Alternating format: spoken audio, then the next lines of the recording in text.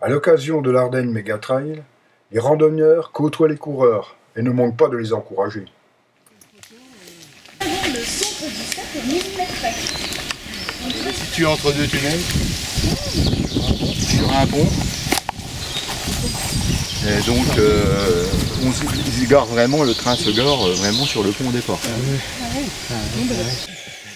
Allez, allez. Ça, c'est réticent, ça va. Vous l'encouragez, hein. Au loin, les rochers du Roque-Latour, que nous retrouverons 2 heures plus tard. Verdoux, c'est pareil, même Verdoux avec plusieurs écritures possibles. C'est le déchet qu'on trouve soit en dessous d'une ardoisière, soit en dessous d'une carrière de pierre. Donc c'est les déchets. Donc ça veut dire que la carrière était au-dessus.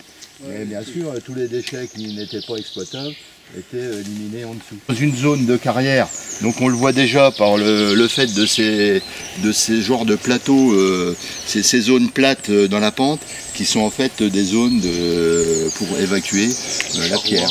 Ils taillaient, puis au fur et à mesure, ils faisaient des zones. Voilà, donc ça c'est vraiment un beau reste de cabane de carrière. Dans les Ardennes, on en trouve beaucoup, mais qui restent avec un mur de aussi haut niveau, c'est assez rare.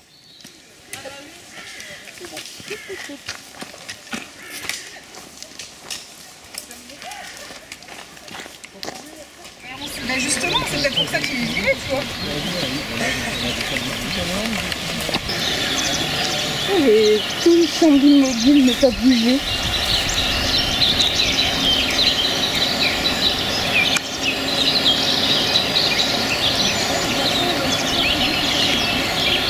De la roche au Corpia, qui est un site géologique très réputé, parce qu'on est ici sur un ancien affleurement maritime.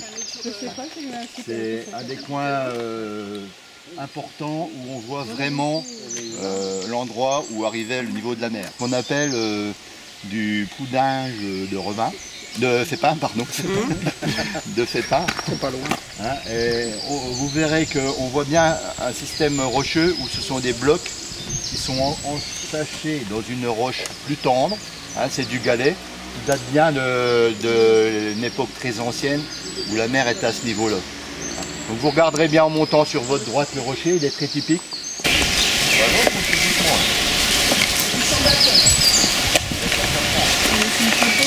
Alors ici c'est un des sites d'escalade les plus réputés des Ardennes. Avec le Roque-Latour, donc là c'est un niveau au-dessus du Roque-Latour, au niveau de la difficulté des zones. Ben là le rappel est interdit là, mais il n'est pas interdit au-dessus là. Au temps de Charlemagne, le seigneur de Tillet. Oh là mon ami, je connais bien votre histoire et j'ai le pouvoir d'exaucer ton souhait le plus cher. Il a 2 âmes au lieu d'une, et l'on entend encore, par les nuits d'orage, gémir André et Odette.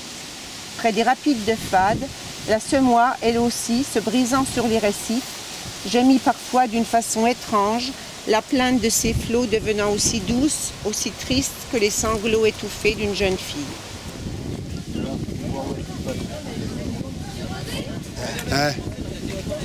Bah oui, mais c'est normal.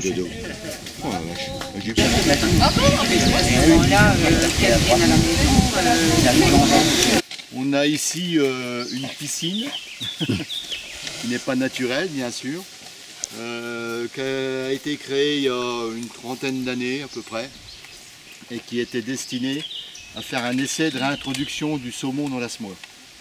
Donc le but était de mettre des alevins de saumon ici qui étaient censés redescendre le ruisseau de la Gire jusqu'à la semois, hein, se développer, redescendre la Meuse jusqu'à la mer et ensuite revenir procréer ici puisque c'est le principe même du saumon.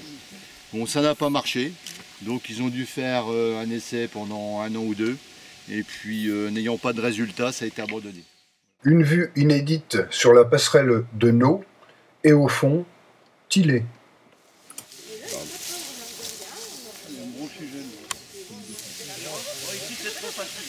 Donc mettez bien vos pieds de quart.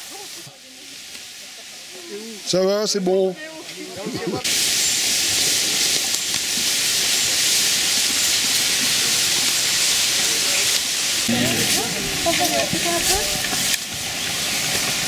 La dernière année. Ah bravo.